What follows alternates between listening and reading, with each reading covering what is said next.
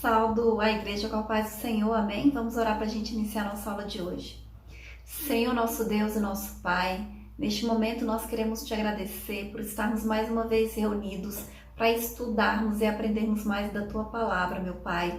Nós te apresentamos, Senhor, neste momento as nossas vidas, a nossa mente, Senhor, o nosso coração, e colocamos diante de Ti e pedimos que o Senhor venha nos capacitar, que o Senhor venha nos ensinar, que o Senhor venha nos dar sabedoria e entendimento da Tua Palavra, Deus. Pedimos que o Senhor venha aumentar a nossa fé, que o Senhor, Pai, venha nos fortalecer e venha, Senhor, nos dar sabedoria para andar nos Teus caminhos, para fazer a Sua vontade, meu Pai. Que o Senhor abra os nossos olhos, que o Senhor, em nome de Jesus, repreenda todo o mal, meu Pai, todo o levante do inimigo contra as nossas vidas, toda perseguição, Senhor, toda seta, todo desânimo, meu Pai. Que o Senhor repreenda também toda a enfermidade das nossas vidas, Deus, e do nosso meio. Que o Senhor venha renovar nossas forças, Deus, fortalecer, meu Pai, a nossa fé. Nós te louvamos, Senhor, te glorificamos e te agradecemos, porque nós sabemos que o Senhor é conosco e pedimos que o Teu Espírito Santo continue conosco, nos ensinando e nos ajudando. É isso que nós pedimos e te agradecemos em nome de Jesus. Amém? O título da lição de hoje é As Abominações do Templo. Nós vamos fazer a leitura bíblica que está em Ezequiel, capítulo 8, versículos 5, 6, 9 ao 12, 14 e o 16, que diz assim: E disse-me, filho do homem, levanta agora os teus olhos para o caminho do norte. E levantei os meus olhos para o caminho do norte. E eis que a banda do norte, à porta do altar, estava esta imagem de ciúmes à entrada. E disse-me, filho do homem, vês tu o que eles estão fazendo? As grandes abominações que a casa de Israel faz aqui, para que me afaste do meu santuário, mas verás ainda maiores abominações. Então me disse, entra e vê as malignas abominações que eles fazem aqui. E entrei e olhei, e eis que toda forma de répteis e de animais abomináveis e de todos os ídolos da casa de Israel estavam pintados na parede em todo o redor. E 70 homens dos anciãos da casa de Israel, com Jazanias, filho de Safã, que se achava no meio deles, estavam em pé diante das pinturas, e cada um tinha na mão o seu incensário e subia uma espessa nuvem de incenso. Então me disse, viste, filho do homem, que os anciãos da casa de Israel fazem nas trevas, cada um nas suas câmaras pintadas de imagens, e eles dizem, o Senhor não nos vê, o Senhor abandonou a terra. E levou-me à entrada da porta da casa do Senhor, que está na banda do norte, e eis que estavam ali mulheres assentadas, chorando por Tamuz. E levou-me para o átrio interior da casa do Senhor. E eis que estavam à entrada do templo do Senhor, entre o pórtico e o altar, cerca de 25 homens de costas para o templo do Senhor e com o rosto para o oriente. E eles adoravam o sol virados para o oriente. Amém? Então, essa passagem aqui do capítulo 8 de Ezequiel que nós lemos, a gente viu que Ezequiel, ele teve uma visão. O Senhor levou ele até o templo de Israel, em Jerusalém, e ele viu as abominações que os homens que eram responsáveis, muitas vezes, por adorarem a Deus, responsáveis pelo templo, diante ali da comunidade de Israel, eles estavam cometendo abominações diante do Senhor. Então Ezequiel, ele teve uma visão real, presente, do que estava acontecendo no templo em Jerusalém, e também teve revelação do que aconteceria com o povo por causa dessas abominações, dessa desobediência, de tudo de errado que o povo estava fazendo. E através dessa passagem, né, que nós vamos estudar essa noite, a gente entende que como o pecado, como a idolatria pode ser prejudicial para o povo. E da mesma maneira que a desobediência, a idolatria, a rebeldia traz maldição sobre a vida das pessoas, a obediência traz bênçãos. E o povo, ele estava contaminado, completamente contaminado. E nós sabemos que Deus, ele é soberano, que Deus, ele é poderoso. E o povo de Israel estava cansado de ter experiências com Deus. Eles sabiam do poder de Deus, da majestade de Deus, da soberania do Senhor. E mesmo assim, eles se deixavam levar por idolatria, por coisas que desagradavam a Deus. Então, nessa lição de hoje, nós vamos entender que a idolatria, ela leva o ser humano à ruína moral e espiritual. Essa lição de hoje, ela traz um alerta com relação ao perigo desse tipo de comportamento. E apesar do povo saber que eles estavam errados, porque eles sabiam, tanto é que eles achavam que Deus não estava vendo. No versículo 12, no finalzinho, nós lemos ele fala assim, eles dizem, o Senhor não nos vê, o Senhor abandonou a terra. E é um erro muito grave do ser humano pensar isso. E nós precisamos ter muito cuidado de achar que a gente consegue fazer alguma coisa escondida do Senhor. É isso que o povo de Israel imaginava que eles estavam fazendo naquele tempo. Eles achavam que eles estavam conseguindo esconder de Deus essas coisas que eles estavam fazendo. Mas o Senhor, ele vê todas as coisas, não importa que você faça no oculto, que você faça no secreto, o Senhor, ele vê tudo, ele sabe tudo, ele revela todas as coisas.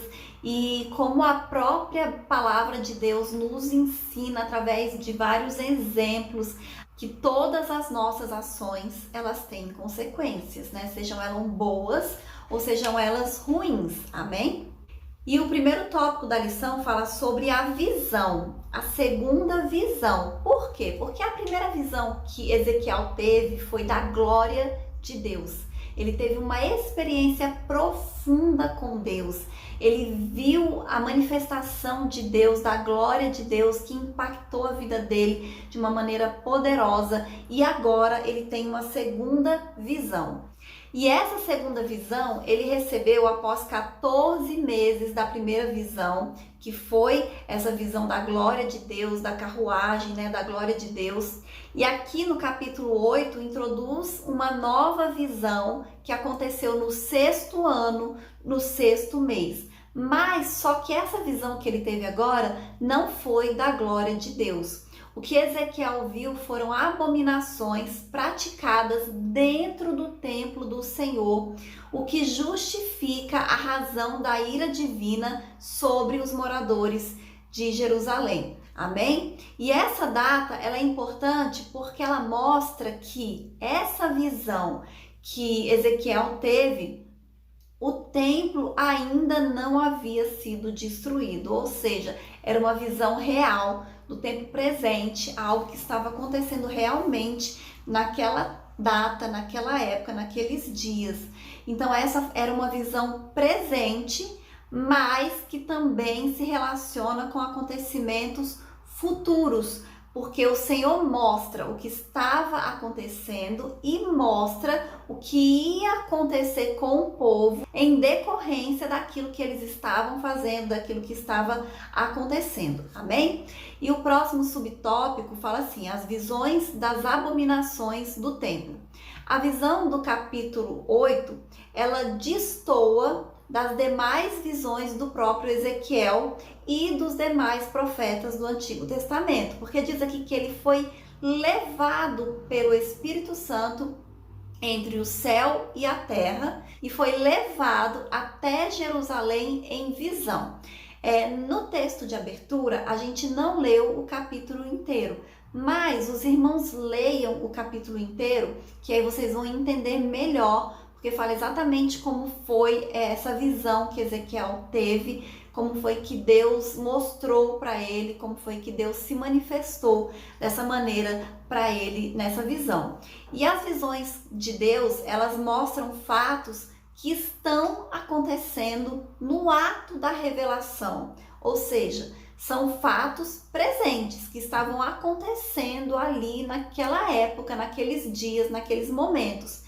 E também mostra revelações que iriam acontecer com o povo de Israel a um curto prazo, mas coisas assim futuras, coisas que aconteceriam e também coisas que aconteceriam a longo prazo e até também dentro de um contexto escatológico, né, relacionado às coisas que aconteceriam no final dos tempos, amém?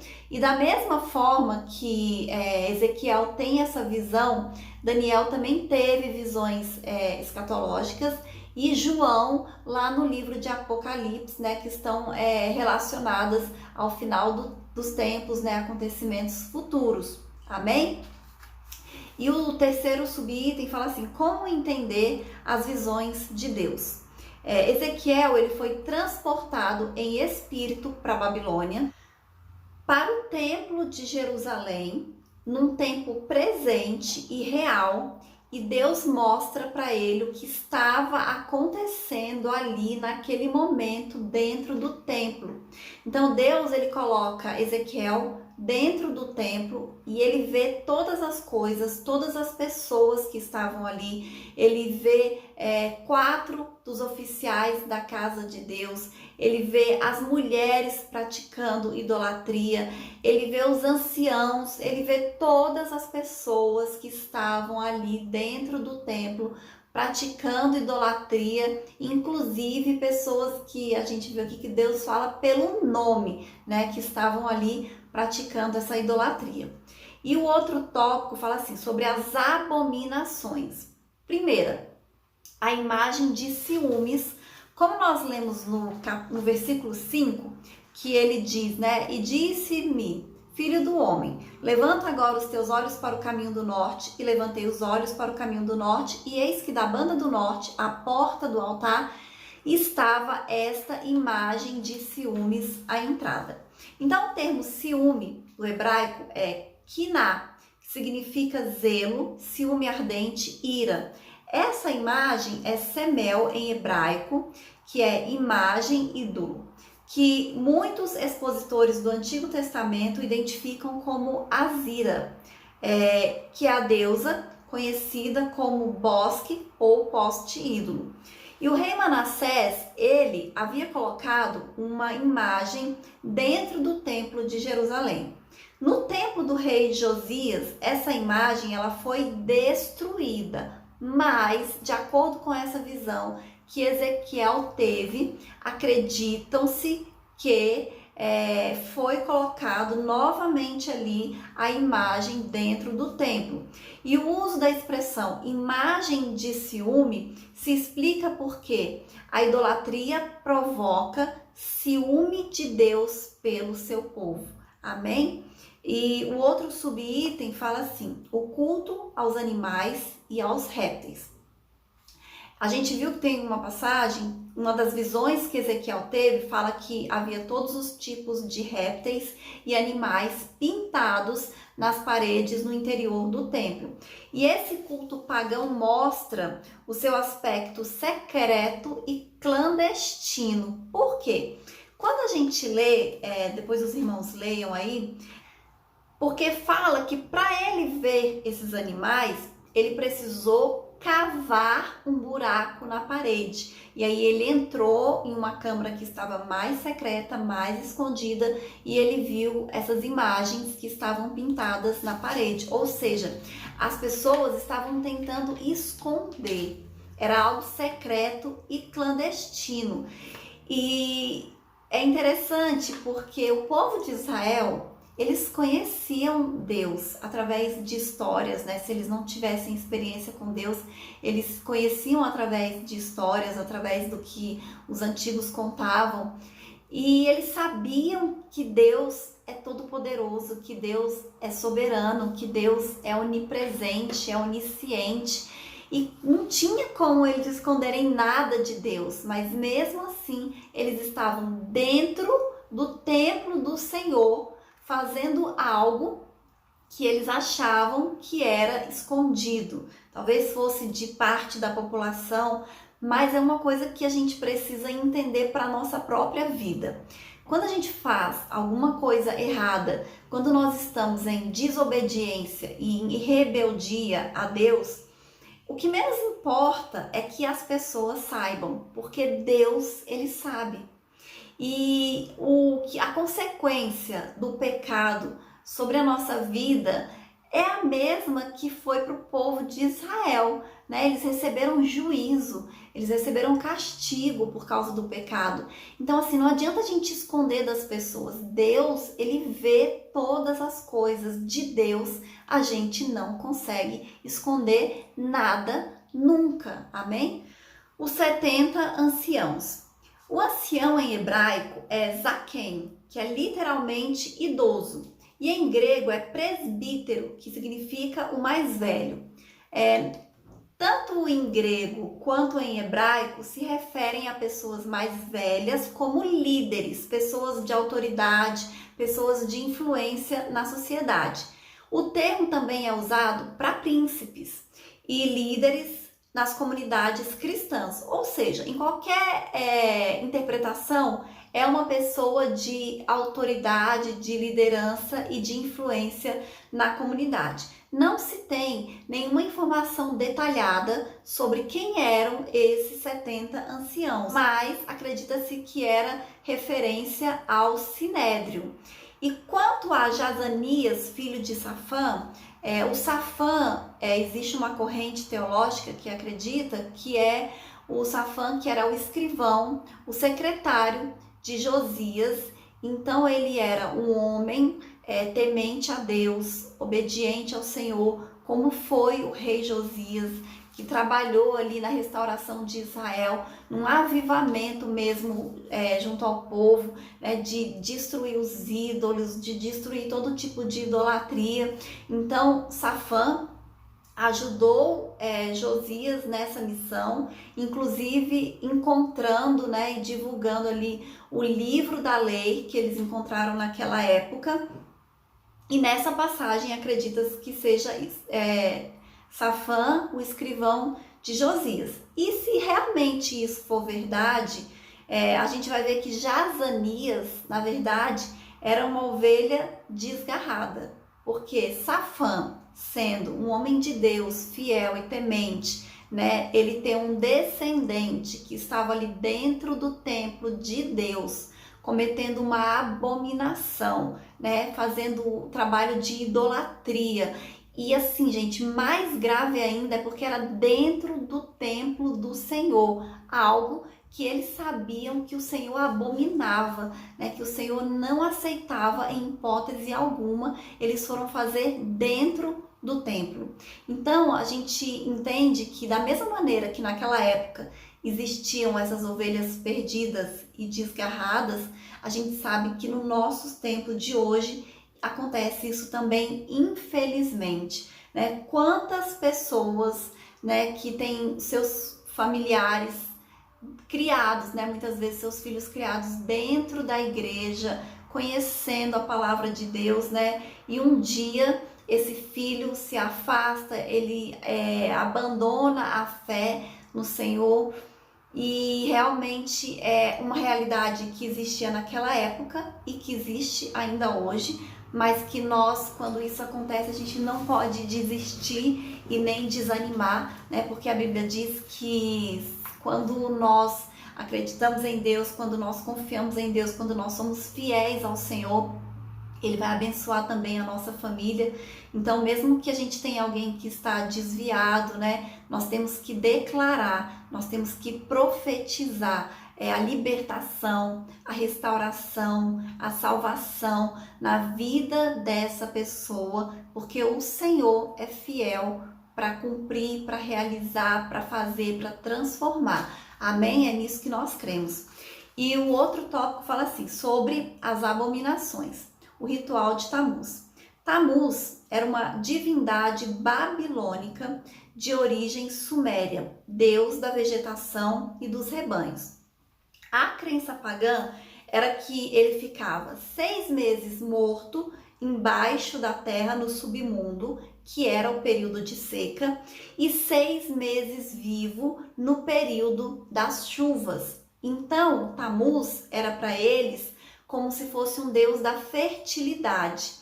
E então ele vinha, né, ressurgia anualmente e trazia a fertilidade, a água, a chuva que eles precisavam para a plantação. Então, anualmente, eles realizavam um ritual de lamento pelas carpideiras.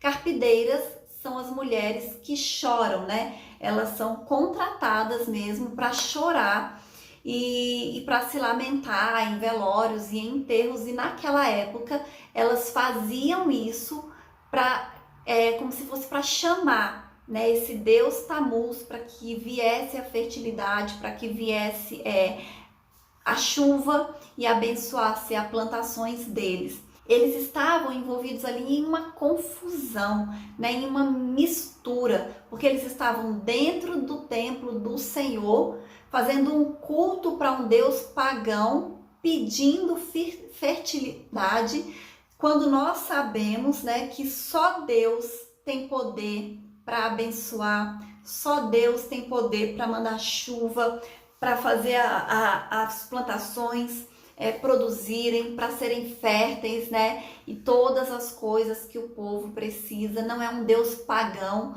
que nós sabemos que não tem poder algum. E infelizmente o povo de Israel deviam saber disso, mas estavam ali, né, consagrando, orando, clamando a esses deuses que não tinham poder para nada. E os adoradores do sol. Ezequiel também viu cerca de 25 homens, estavam com as suas costas viradas para o altar e eles estavam virados para o oriente, adorando o sol. Ou seja, esses homens estavam adorando a criatura ao invés de adorarem ao Criador, o que é uma afronta ao Deus vivo de Israel, poderoso e soberano. No Egito, eles tinham essa tradição, eles tinham esse culto, né, de adorar o sol. Então, todos esses rituais que eles estavam fazendo ali para falsas divindades revelam a forma que o povo estava vivendo, a apostasia generalizada que estava no povo de Israel. E como nós dissemos, né, como eram os líderes, eles acabavam influenciando e contaminando toda a população. E uma coisa que é interessante a gente observar, que a gente precisa estar alerta e atentos a isso também, porque o povo de Israel, ele sempre quis ser igual aos outros povos.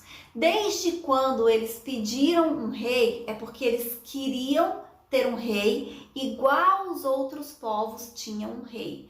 Então eles queriam adorar outros deuses igual aos outros povos adoravam outros deuses. E quantas vezes a gente pode fazer isso no nosso dia a dia, na nossa vida? A gente vê pessoas fazendo isso. Elas estão na igreja, mas elas querem ser iguais ao povo do mundo. Elas querem participar de rituais e de festas e de eventos que são do mundo. Nós que somos de Deus, a gente tem que se abster dessas coisas. O Senhor não se agrada disso. Nós não temos que ser iguais, nós não temos que participar dos mesmos rituais, das mesmas festas. Quantas vezes nós vemos pessoas que se dizem crentes, cristãs da igreja, que quando chega a época do carnaval, elas querem participar do carnaval, igual as pessoas do mundo. Quando chega agora, por exemplo, vai ter o Halloween, né? Halloween é uma festa para as bruxas. A gente leva na brincadeira aqui no Brasil como se fosse uma coisa infantil, sem importância, mas se a gente for pesquisar, existem de fato bruxas. E no dia do Halloween, essas bruxas, elas fazem rituais para os seus deuses, elas fazem sacrifícios, elas fazem oferendas. Então não é uma brincadeira. E aí a gente vê cristãos participando de festas de Halloween, como se fosse uma brincadeira, como se fosse algo sem importância, como se fosse algo que não tivesse nenhuma relevância. Mas nós precisamos ter cuidado para a gente não se envolver e participar desses rituais mundanos, né? Dessas coisas do mundo, porque isso acaba sim tendo uma interferência e uma influência nas nossas vidas e nós precisamos estar atentos, amém? Outro tópico fala sobre os anciões na casa do profeta.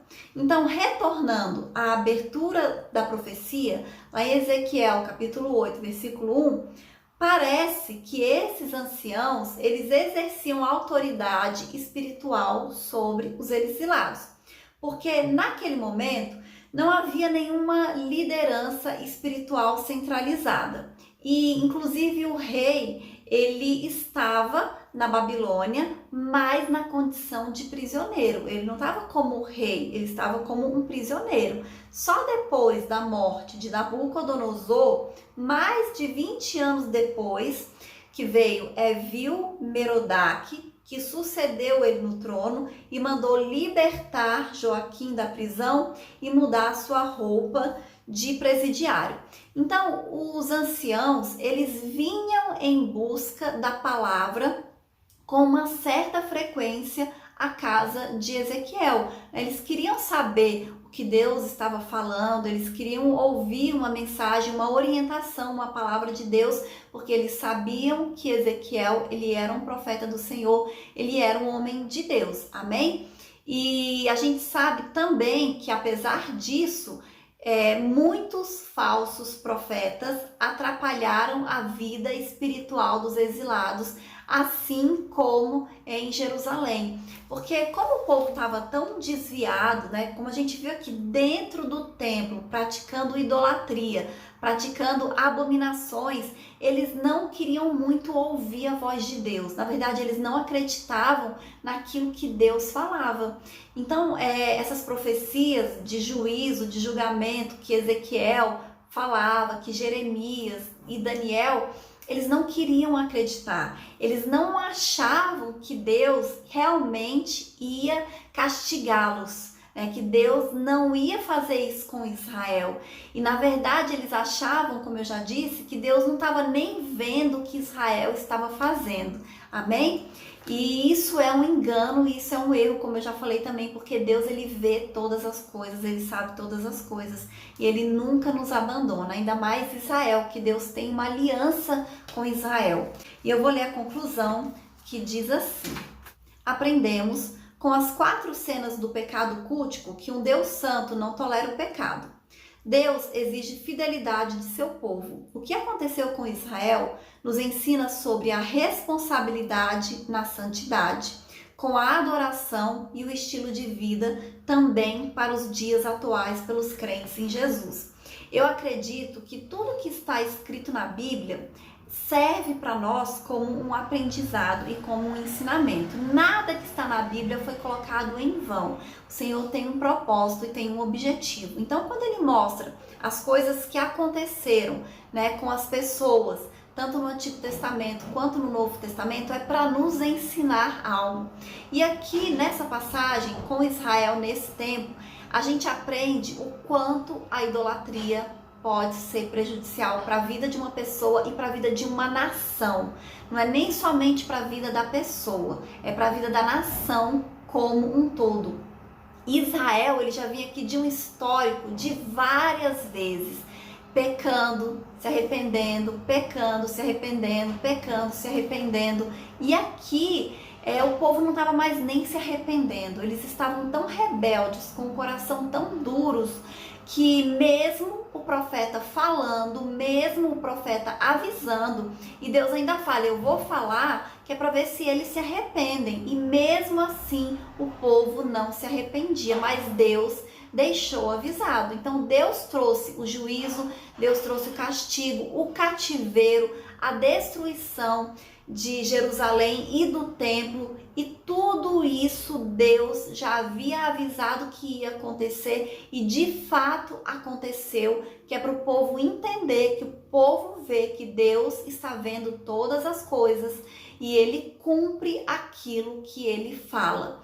Então, é um ensinamento para nós nos nossos dias de hoje, para a gente entender e para a gente aprender que Deus vê todas as coisas e que a gente tem que ter muito cuidado com o pecado da idolatria.